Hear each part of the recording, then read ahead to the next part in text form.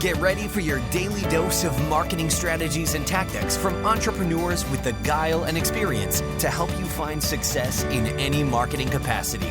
You're listening to Marketing School with your instructors, Neil Patel and Eric Su.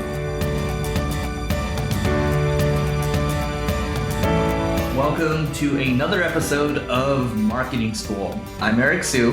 And I'm Neil Patel. And today we are going to talk about how to improve your conversion rate using images.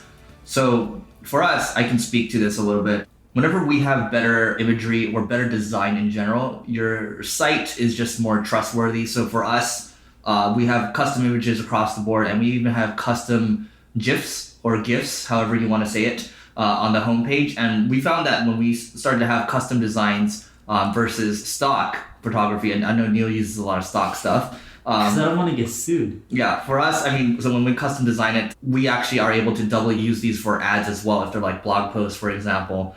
And so when we do that, we find people will even start to copy us sometimes, but we've done some A/B tests and our conversion rates go up. We're talking, for us, we're seeing, 5 to 10% sometimes. So, these little 5 to 10% wins, you add them up across the board, they eventually add up to really big wins. So, we're always trying to mess around with design. And that's a big priority for us. I think one good example of this also, if you want to look at an agency out there, Client Boost, it starts with a K. They are all focused on design. They're doing really well. They do, I think, about $300,000 in recurring revenue a month right now. And part of the reason why they get a lot of clients is because they stand out from other agencies. They do a great job with design, and for them, it's paid dividends. And you can search for them and look at some of the podcasts that they've done, but they've done a good job. That's the pay-per-click agency? Yep.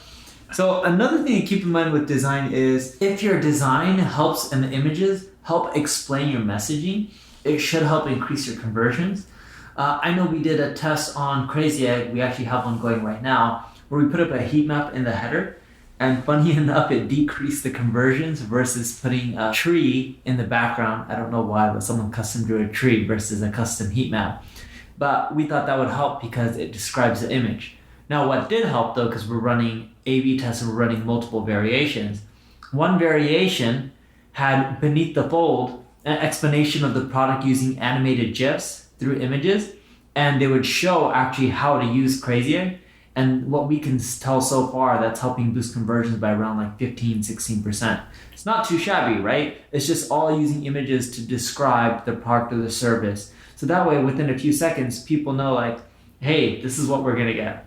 Great. And so what are some ways, I think, if people don't have designers on board to, help them make images like you can or like we can, where are some good places you think people can go? I can kick this off. I've talked about Design Pickle quite a bit. That's a good starting point. If you I actually talked to the founder at a conference a couple weeks ago, and I said, hey, if somebody wants to do like an infographic or something like that, that's a bigger undertaking. Can people do it? And he said, yes. You just have to be very specific, and they can actually have their designers make an infographic for you, and you're basically paying a flat fee of $370 a month for unlimited designs. But you just have to be really specific. And then the other tool that I recommend as a free version is Canva. And even doing just, quote unquote custom images using Canva, they are custom because, even if you take a stock image and you add some text to it, you're basically customizing it. So those are two recommendations I have on that front in terms of improving your conversion rate using images. And that's how you can go about doing it.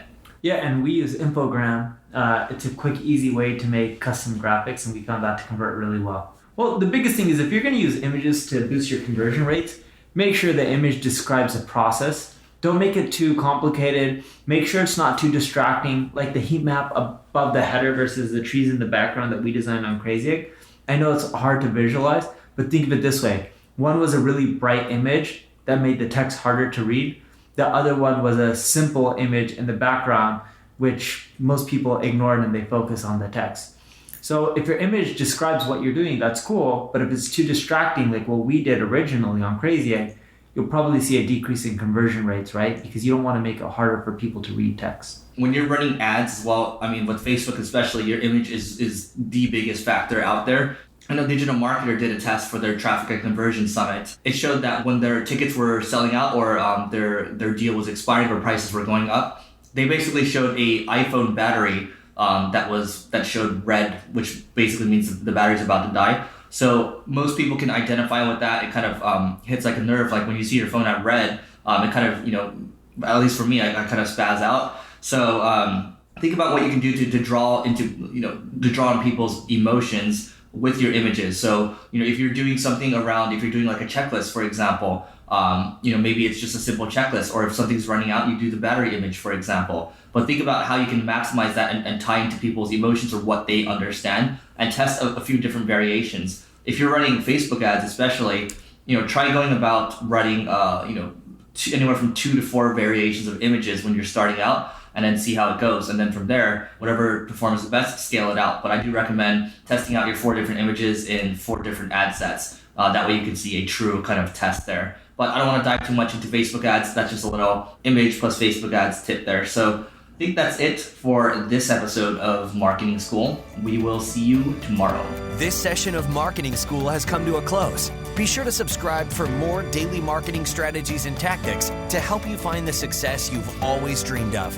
And don't forget to rate and review so we can continue to bring you the best daily content possible. We'll see you in class tomorrow, right here on Marketing School.